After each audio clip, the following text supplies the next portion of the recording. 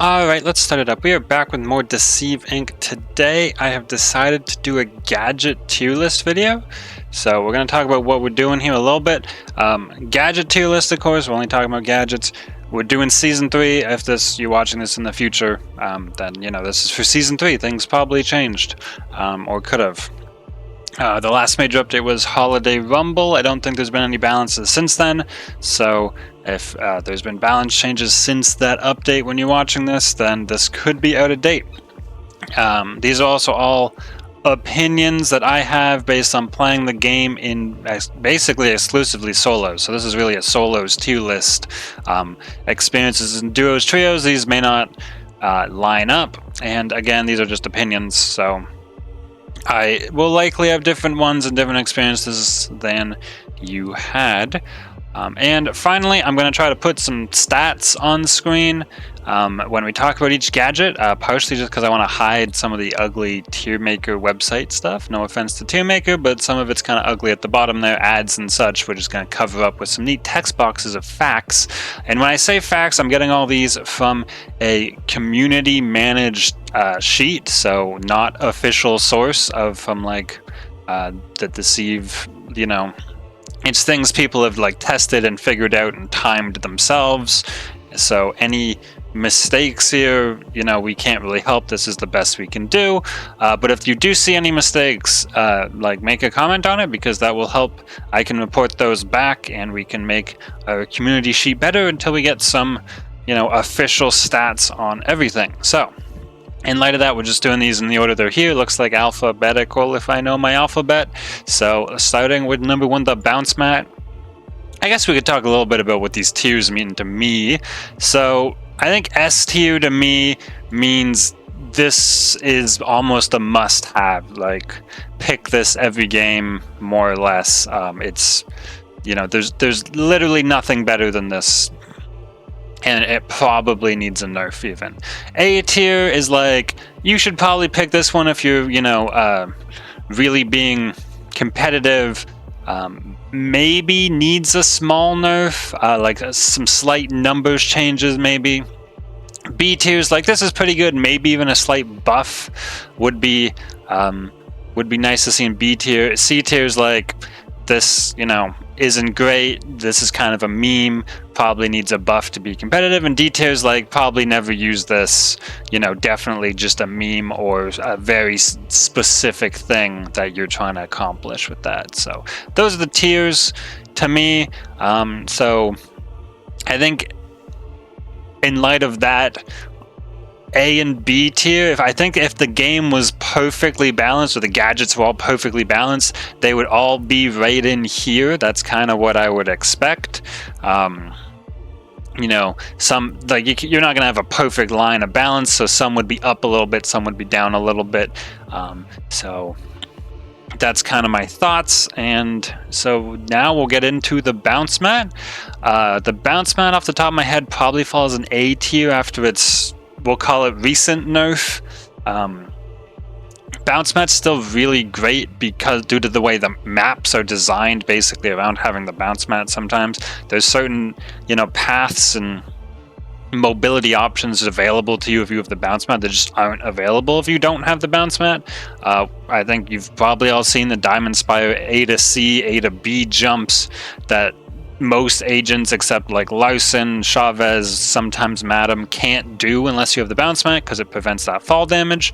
Along with shortcuts on like hard sell, you can only access with the BounceMat bouncing you up. Yeah, just an incredibly versatile gadget, despite the fact it can no longer block doorways. You used to be able to lock a invisible license in the room with you. While that doesn't happen so much anymore, it still can a little bit. It has definitely weaker than its previous form, but I think I'm expecting high A tier from the BounceMat. It's a little probably biased. If you've seen a lot of my videos, I do use the BounceMats in most videos, but that is because, again, I do think it's probably one of the best gadgets, so I'm expecting a high A tier from this, and, well, that's kind of where I'm putting it. GooPods.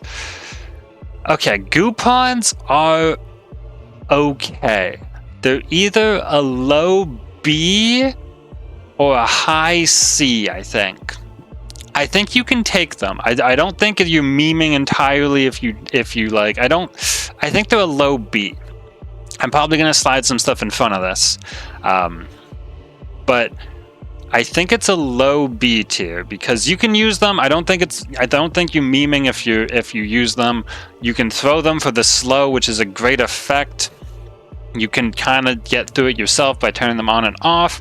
You can just get value from putting them under doors or just in areas, and it kind of prevents people from going in because everyone's a little wary of someone watching the GooPods, and if you make a mistake in the middle of a GooPod, then you're probably dead because getting out of a GooPod is very difficult because you just slowed so much. You can shoot them, but that's like shooting any other gadget, so you're gonna get revealed and you gotta aim in a different spot than the person shooting at you. I think they do need a buff. I'm not exactly sure what you could do to them. I don't think giving like a 4th GooPod would help. And definitely, I know sometimes we hear, hey, the GooPod shouldn't affect the person who placed them. That would be interesting, but again, in a stealth base and you trying to blend in, that would actually probably hinder you if you're the only one not affected by the GooPod. I'm not really sure what you could do to these. Maybe, I would say deploy faster, but you can just deploy them from your hand and throw them. So I'm not sure what you could do, but this is where I'm going to put them for now. All right, we got the HackTrap. HackTrap's definitely above GooPod. I think HackTrap's here. It did also get a kind of recent nerf, but it still gives 3 intel. It's still totally unavoidable unless like you can't know it's there. Yeah, it's definitely an A. I've talked myself into it. You can't know it's there if you're facing someone with the HackTrap. The signal scrambler isn't affected at all. The only way to avoid that snapshot debuff is to just like coattail someone through a door or just not touch the intel that you don't know is trapped. It grants 3 intel to the person who placed it. And you can just move them freely. It's not like Tripwires where you have to go back and pick them up. I think HackTrap's definitely A tier. I'm going to leave it below BounceMat because I don't think it's quite as flexible as the BounceMat is. But I think you can get great value out of the HackTrap for sure. All right, Holo-Mimic. All right, my problem with the Holo-Mimic is kind of 2 things. Number one, it's kind of loud, both going into the mimic form as well as is loud, but not that loud, but leaving the mimic form is very loud. It's actually louder, I believe, or at least it sounds louder to me. So there's that. And then if you're playing against someone who really plays a lot and knows the map, and let's be honest, a lot of the people, I'll say left playing the game right now do, for better or worse, it may not do anything. They may just actually know the map well enough to just be like, oh, that plant's out of place, and shoot it. It doesn't avoid the vault terminal alarm. It doesn't avoid package vision. I think it's a B tier gadget. Is it above the GooPods? Would I rather take GooPods? This is probably a hot take, and I'm surprised. I'm gonna put GooPods ahead of the Holo-Mimic. Because I don't know if this gets a ton of, like, I don't use this much. I would rather have the GooPods than the Holo-Mimic. That's why I'm putting it here. I don't think it's like unusable tiers down here. It might fall into high C, but this is where I'm going to put it. I'm kind of surprised. I'm rethinking it a bit, but I'm going to leave it. I think that's it. All right, the drone. I'm going to be honest, the drone's our first C tier. And this is where we come in with solos. You can use the drone effectively in solos, and people do. The trace time isn't very long, so you end up kind of drone, shoot someone, and then chase a little bit, and then you got to re-drone, and trace them, chase them. It's a weird kind of balance to use it that way. You can just get information from flying around. And now that it does open the doors that you have key codes for is good, but then you got to spend the time to get the key codes, and it is a little safer than you running around yourself. If there's like one vault terminal left and you have all key codes, you can just fly your drone around. You don't really have to worry about yourself getting in that danger to find the last terminal. And you can annoy people with it and potentially cause fights you're not even part of, but that seems rare to me. There is, of course, a kind of a combo with Sasori Weapon 3 because it is a trace, but I feel like that that alone can't push it up. Like, it's pretty good with a Sasori Weapon 3, and it can be good on Ace and some other 8, like, very niche use, so that's why I'm going to put it in C. I, again, don't know how I would buff it. It just is what it is, and I think this is kind of the nature of solos. I think in teams, duos, trios, you can definitely have one person drone and trace someone for your team to go chase down is much more effective, so maybe it's just not a solos gadget, but I'm going to put it in C tier. Alright, the Shieldbrella, S stands for shield. This was probably no surprise to anybody. The shield gadget is far and away the best gadget in the game, and it's not that close. The Shieldbrella being just so good, deploy it instantly for 100 HP with 100 HP shield in front of you. That's pretty wide, pretty tall. Yes, it has a weak spot, so it's going to absorb at least one bullet, but oftentimes it's going to absorb more. Especially if they're on like a full auto weapon. When you deploy it, they're going to hit it 2 or maybe 3 times with a full auto weapon. Then they have to stop, aim at your feet at the weak spot. That's going to be 1 shot. Then they have to re-aim at your body, head to continue firing. So that's going to be a lot. Or you can just shoot at the umbrella. We're still talking deployed mode here for 100 HP. Yeah, that's going to be a clip, maybe 2. It's a lot. And then on top of all of that, you also have the handheld mode, which only has 50 HP. It doesn't cover your whole body. Sometimes, you know, you can shoot some legs if they're holding it funny, or again, maybe you can get the head, or if they're wiggling it a bit, you might get some bullets here or there. But, you know, not really, I'll say. And then you have to waste 50 damage at least on the shield. And again, there's shield juggling, which is a whole nother topic, which is less than it used to. I do admit they haven't done a decent job at preventing that, but it still does happen. So shield juggling is when, for example, you shoot and deploy, and then pick up, shoot, deploy, pick up, shoot, deploy. You see Yumis do it a lot. Because they can charge their shot and pick up the shield at the same time, and then release the shot and redeploy the shield. You know, it is lesser. We used to see Chavez like Weapon 3 do shoot handheld shield, shoot handheld shield. Very similar idea, but that is actually a lot worse than it used to be. I don't think I've actually seen anyone doing that recently due to the nerfs, but it remains the best gadget due to the fact it just is a shield and blocks damage. And at the end of the day, we're playing an FPS game where damage matters. You know, if you block enough damage that you're going to force a reload, that's a lot of time your opponent's wasting reloading where they can't do anything and you can do something. So yeah, I think just its straight up ability to block a meaningful amount of damage kind of keeps it in S tier.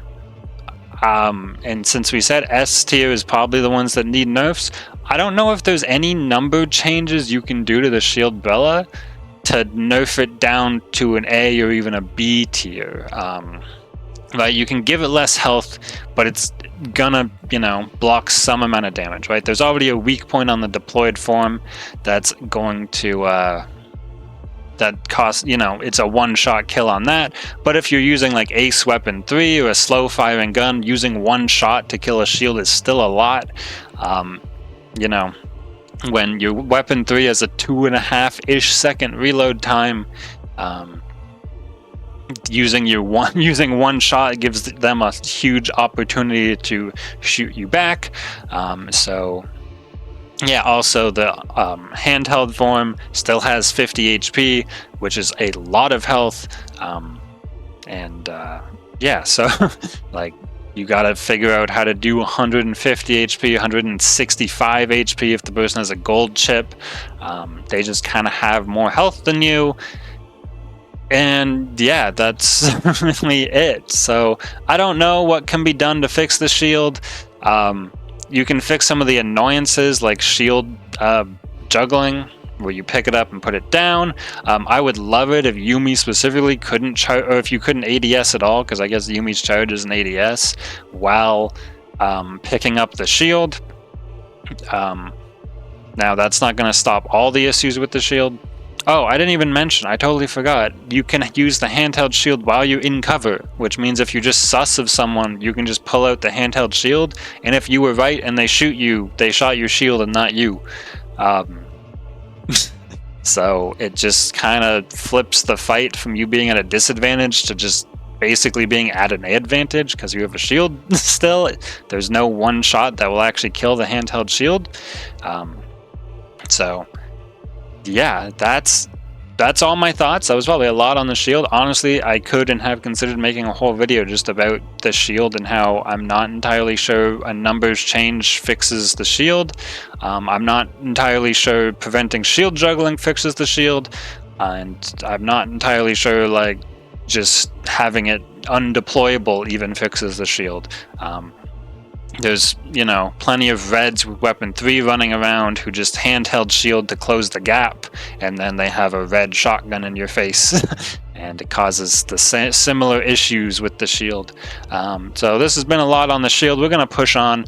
Alright, Signal Scrambler has 2 S's in it, and it doesn't even come close to that tier. Am I going to put it in D tier? I don't think I am, which is kind of surprising to me. I don't think it's D tier, but I do think it's C tier. Do I think it's better than the drone is a question I'm actually asking myself, and I never thought I would.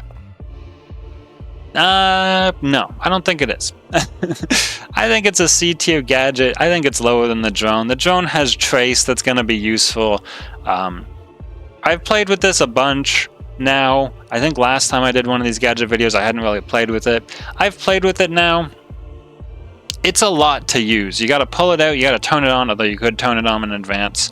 But then you pull it out mid-fight, and like you got to throw it because as soon as you put it away, it turns off. So if someone's using the shield, you have to pull out your Signal Scrambler. Hopefully it's already on because you can turn it off for some reason. I don't really know why you can turn the Signal Scrambler off, but you can.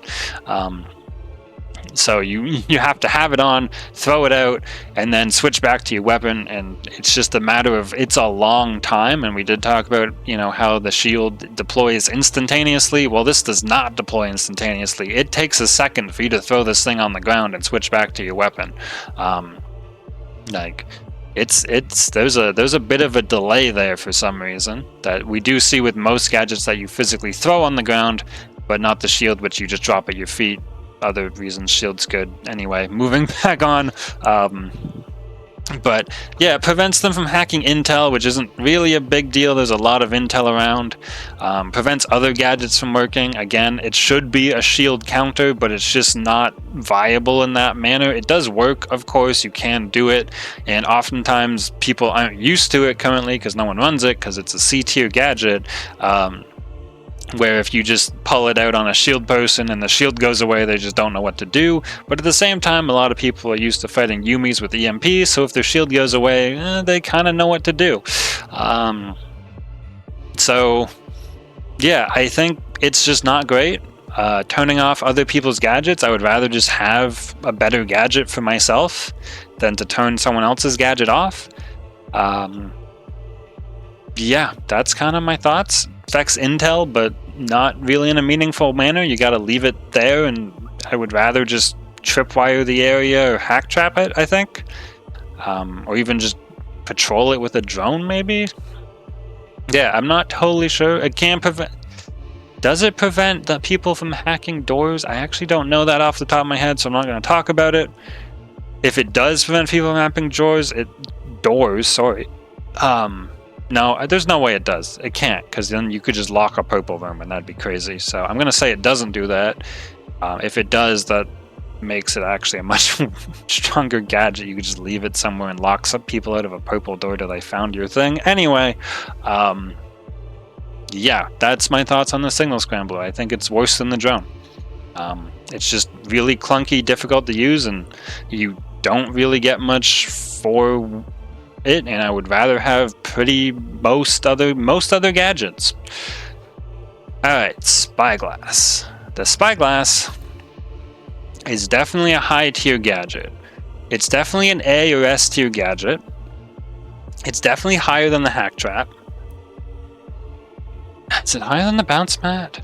It's tough. I don't think it's higher than the BounceMat. I think I'm going to put it there. Because, yeah, I think we're putting it here. The Spyglass is really good, especially at the start of the game when there's like 10 people running around. Because it helps you not look suspicious. Because you don't have to like walk up to intel and, well, you know, if you open a safe, you still eventually have to walk up to that safe. So it's mostly, you know, keeps you from stopping at every single intel down a hallway, which is meaningful. But as the game goes on and less people are in the game, even if we're moving into the smaller area of the vault, it becomes less and less useful because there's just less and less people who could be looking at you. And it's kind of the only gadget that doesn't give you a new ability. Like any agent can hack. This just allows you to hack from range, with things like the BounceMat opens up new pathways to you. But you know, it doesn't give you intel like the HackTrap was, but it could get you intel you can't normally get. On Sound Eclipse, there's those green rooms by the vault you can actually just open with the Spyglass for free by spyglassing them through the window and running around. So it could replace a keycard in that sense a little bit. I'm actually... this is going to be probably one of the hotter takes in the video. I know, this video is getting hot. There were a long time ago, I guess now, there was a Spyglass nerf that made it so that if you hack something with the Spyglass, it took longer. I think it was 30% longer off the top of my head. I don't remember. I actually liked not specifically the 30% longer, but I did like that Spyglass had a cost. Because it's just, you can hack stuff from range. I would love it, you know, maybe 10% is the right number. I don't know what the right number is, but maybe you could hack stuff from range slightly slower. Could be better. That's one change I would kind of like to see to the Spyglass, but it is a very good gadget just from preventing you from getting in those sus situations. All right, Tripwires. Tripwires, I think, are worse hack traps right now, more or less. They do something different. You lose your cover rather than just like get snapshot, so it is much worse to get hit by a tripwire than a hack trap. You can do funny combos with like Larson passive 3 and Hans passive 2. Nope, Larson passive 2 and Hans passive 2. Sorry, both passive 2. Where, you know, those effects will trigger on the tripwires because they're technically removing someone's cover. Also, Squire passive 2, which is not something you want to trigger with a tripwire, but you could. It doesn't give you any intel like the HackTrap does. You have to break them or go pick them up, so you got to go back to the area, versus the HackTrap you just move.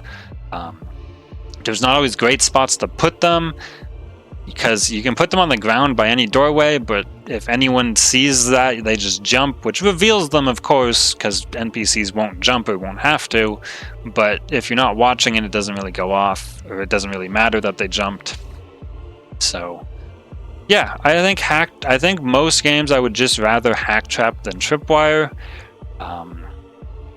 But that's not to say the Tripwires are bad, just maybe that the HackTraps are good. I think Tripwires are actually a pretty balanced gadget. They do exactly what you expect them to do, and that's it.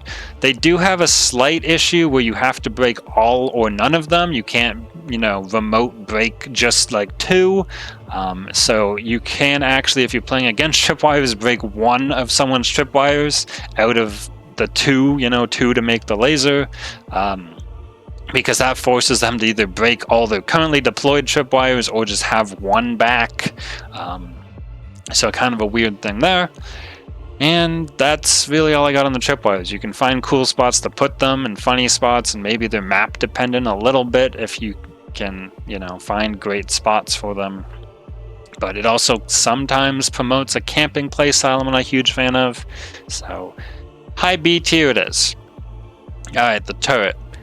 The turret might be the biggest change from the last time I did one of these, which we are going to consult after I finish this, because this video is not long enough apparently. Honestly, I think it's high. I think it's the highest B. I don't know if it's good enough to put an A. It doesn't. No. Okay. Based on what I said, the turret doesn't need any amount of nerfs right now, and that's what I said for A tier. Even though in my heart I want it to go up one, based on what I described these as, whoops, to hit a 6 there. This would be need a slight nerf, and it doesn't. It doesn't need a slight nerf. It's probably a B tier gadget. It has the same problem with all throwables we were talking about with the Signal Scrambler, same thing with the GooPods, same thing with the BounceMat if you throw it. They all take a split second to throw, so if you hit the buttons too quickly, it actually doesn't throw it. It does take a second to ramp up, and then, you know, does 7.5 or 8-ish damage per second, which is a meaningful amount of damage. You can combo it with some... you know, it just does more damage. It's just more damage for you. It does get blocked by the shield because it's, you know, damage. Yeah, there's not a whole lot to say about the turret. It has a camera mode. Honestly, the camera mode's not all that useful. Pretty niche. You know, I would rather just the drone than the camera turret. They're both about equally visible. Yeah, the turret can definitely win fights. Help you win fights you wouldn't have won without it. So I think it's good. So yeah, I think these top 1, 2, 3, 4, 5-ish gadgets would be ones I would probably take. This one may be a little memey, but not like these ones level of memey, but you know, this would probably be suboptimal unless I was doing something specific. Tripwires, I'd rather just have HackTrap. GooPods, I think just don't do enough. Holo-Mimic, I always worry about either having to play a campy's playstyle, or the noise, or just the knowledge people have. Drone just doesn't do enough in solo, and Signal Scrambler just doesn't do enough, period. So, yeah, that's kind of my thoughts on that. Now, I am going to do a cut here so I can pull up. I haven't looked at my previous tier list video. I'm going to pull that up, see what I said, and look at what changed for a little snapshot, and then that'll be it. So I'll be back in 1 sec. Alright, so this is just my literal video. You can see probably at the bottom of the screen from Upper Echelon, apparently 4 months ago. So we can see the differences here. This is the one I just did. This is the old one. So Shieldbrella stayed about the same spot. BounceMat, Spyglass both went down. HackTrap, exact same spot more or less. Big turret went way up, but it did get a big buff in between now and then. I apparently like Tripwires better than Holo-Mimic now. Those are swapped, but both still in B. GooPods went up. That's from probably playing with the GooPods and understanding them more. I played with them a lot more. I played with gadgets and different gadgets more this update than Upper Echelon update for sure. Drones in the exact same spot, and Signal Scrambler actually made it out of D tier and into C tier. So there we go. Nothing in D tier this time. Sorry, that's in the way. Yeah, there we go. That's our changes, and I hope you enjoyed this tier list video. Might do some of these while we're I'll say waiting on the new update. I'm not going to sugarcoat it. That's what we're doing. We're waiting on the new update. And, you know, maybe we can look at how some things are and how, you know, I'd like things changed. So just reiterate real quick at the end, these top 4 could use big nerf, could use little nerf maybe. I'm not sure what you would do to the BounceMat. Maybe a longer cooldown, or it breaks automatically or something. I'm not sure exactly.